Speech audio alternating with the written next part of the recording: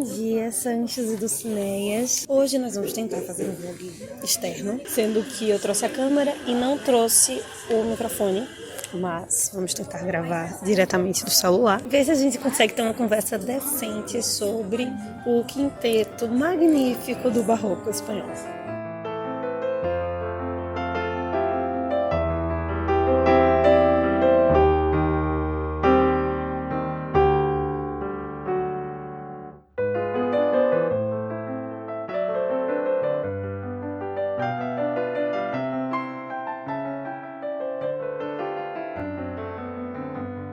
O que temos para hoje são os Dulcineias.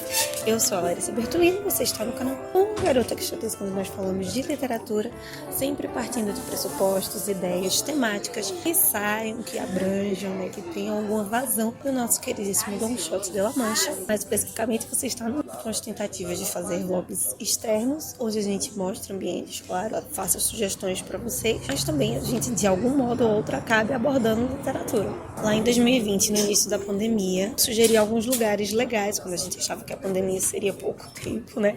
Lugares que aparentemente a gente ia poder retomar em meses, em semanas. Para quem gosta de ler, lugares literários, assim, mais propriamente como livrarias, bibliotecas, ou lugares como esse que eu estou aqui hoje, que de certo modo, em relação literária, ou criam um ambiente próprio, um ambiente aconchegante para isso. E eu mencionei naquela época o Amai Café. Eu não mencionei o La Vida é Bella. Eu posso ter mencionado assim, a reboque, mas eu não fiz um vídeo sobre o La Vida é Bella. É um café que eu frequentava às vezes com as minhas colegas, com as minhas amigas, durante a graduação. Tinha a minha quiche, né, como vegetariana, a quiche de alho poró favorita. Hoje eu vim aqui, depois de alguns aninhos, rememorar as lembranças desses sabores e acabei aproveitando essa saída para ler algumas coisinhas mais, colocar as leituras da semana em dia e decidi conversar com você aqui mesmo, fazer essa tentativa de vlog sobre o barroco que nós estamos vendo. A Vida Bella fica perto das 2 da tarde até as 8h30 da noite.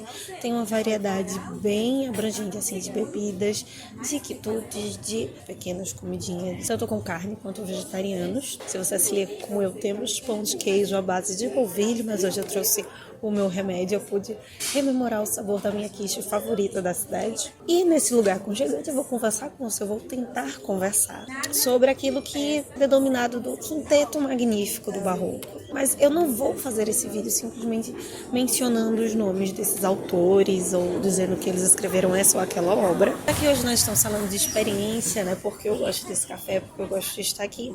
Vou tentar traçar um perfil de tipos de leitores, de gostos que você pode ter e pode te aproximar desse autor. Talvez gostar mais de um dos componentes do quinteto ou do outro. Até porque dentro desse quinteto nós temos uma trindade, né? Temos 2 mais ancilares, mais periféricos e os 3 grandes maiores, os centrais e aquele maior de todos, que você provavelmente já sabe quem é. Os 2 primeiros se destacam mais no teatro. A grande tríade lança mão de muitos formatos, de muitos textos, mas especialmente da poesia. Então, traçando esse primeiro perfil, se você curte séries, novelas, você é daquele que gosta de algo mais partido, mais episódico, gosta de ler ouvindo música, gosta de criar esse ambiente como aqui, num clima romântico, Calderón de la Barca talvez seja o componente desse quinteto que te favoreça mais, que te aproxime mais dessa leitura. Ele é perfeito para um perfil talvez assim mais imediatista,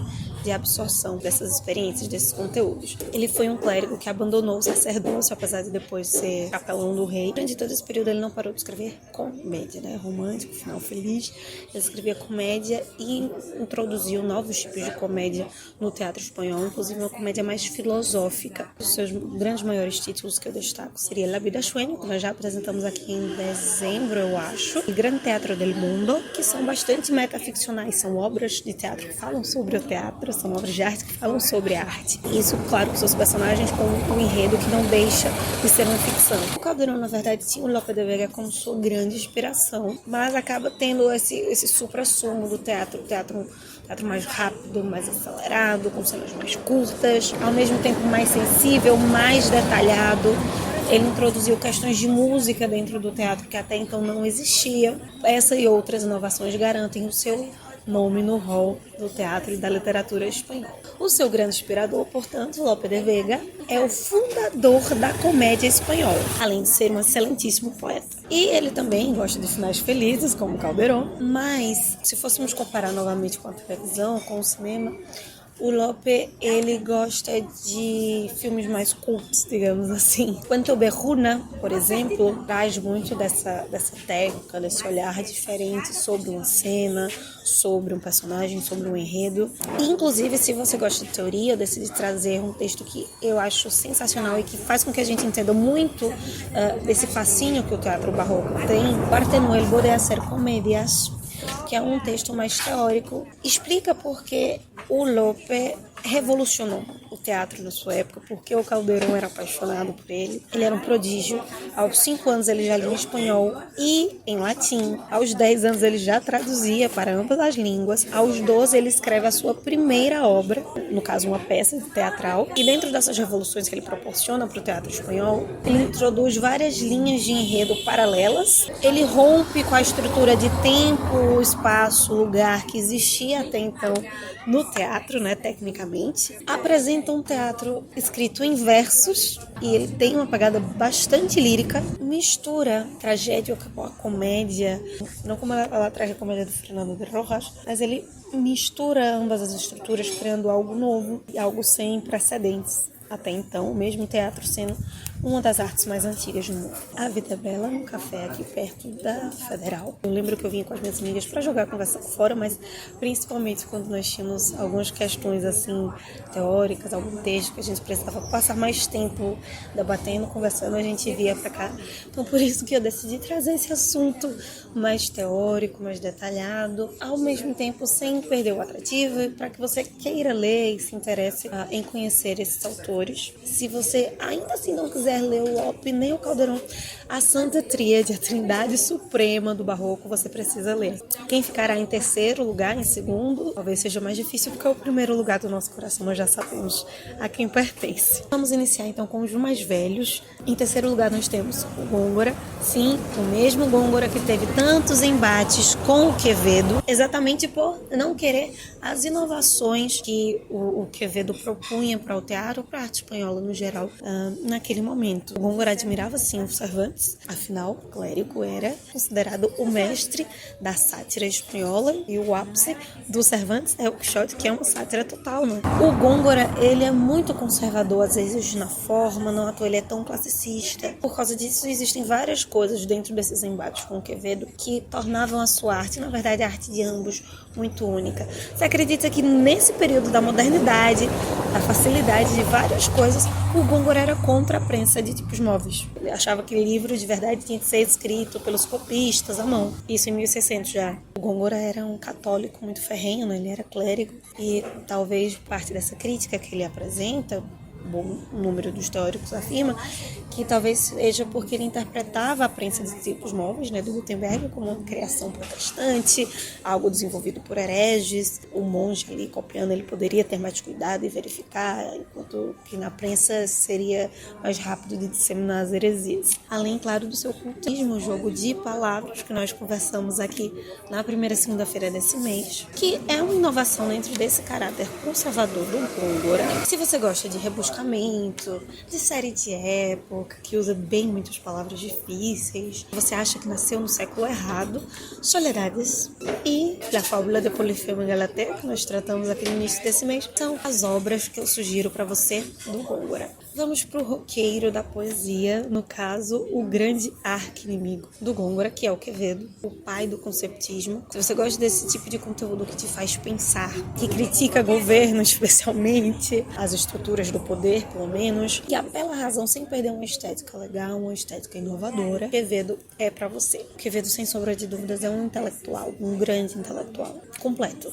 Ele sabia línguas clássicas, e com línguas clássicas não é só grego, latim, é hebraico, árabe, as línguas modernas, todas da sua época, italiano, espanhol, além de ser versado em teologia, também em filosofia. Por isso que talvez as suas obras conversem tanto com outras áreas do conhecimento, com outros conteúdos que estavam em voga, que estavam borbulhando naquele período. Além de estar em embate com Góngora, ele está conversando sempre intelectualmente ali com seus grandes amigos do período, que são o Lope e o Cervantes. Então, além do Buscón, que nós estamos lendo, e se você ainda não leu nada do Quevedo, quer ter um acompanhamento, quer ler junto, nós estamos fazendo a nossa jornada de leitura conjunta aqui sobre a obra mais importante dele, que é o Buscón. Eu vou te sugerir, no caso, 3, porque o Buscón já estou falando aqui esse mês, então não é nem mais uma sugestão. Se você quer ler poesia, ele parnacho espanhol, uma estética um pouquinho mais renascentista, um pouquinho mais classicista, de poesia muito agradável, bem bucólica, mas com o instinto de nacionalidade espanhola muito forte. E se você quiser ir mais punk na filosofia, né, desse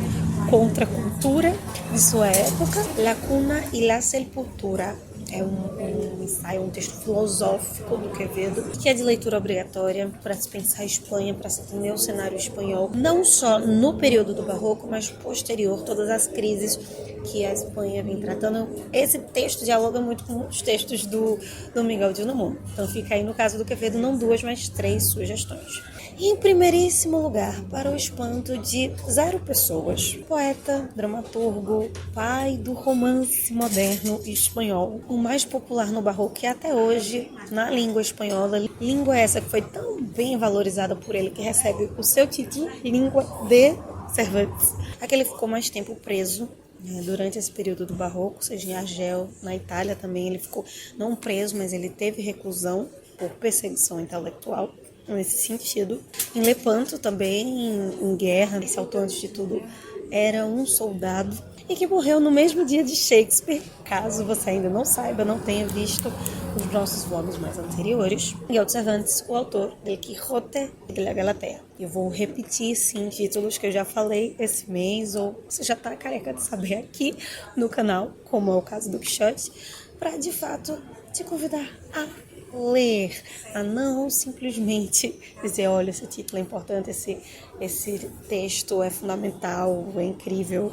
Claro, mas como a ideia de hoje aqui é traçar um perfil, qual é esse perfil? Então, caso você queira saber se o Cervantes é indicado para você ou não. Se você gosta de misturar bom humor, trivialidades com assuntos mais densos, mais complexos, que pedem, que convidam a uma reflexão maior, é um assunto mais cabeça, ao mesmo tempo que você gosta de um grande desafio, textos que te demandem tempo, só que ao mesmo tempo eles são episódicos, eles possuem muitíssimas histórias praticamente independentes, excelentes continuações com boas reviravoltas, um conteúdo que é histórico, precisará criar linhas cronológicas, linhas de tempo, pesquisar assuntos, um grande desafio literário.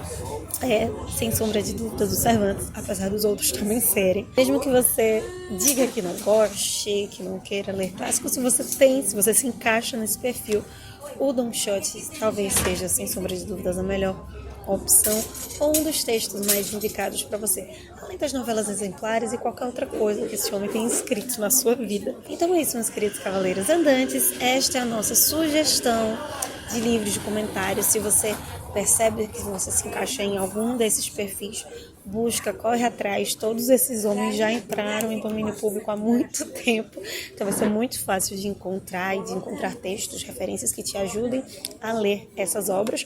Mas eu já te digo, leia primeiro por ler, conheça diretamente. Hoje você vai atrás da crítica, esse é o melhor caminho para se apaixonar, para ter acesso ao livro por ele mesmo, ao texto por ele mesmo. Nos vemos segunda-feira para mais um episódio com o Quevedo, mais um encontro com o Quevedo.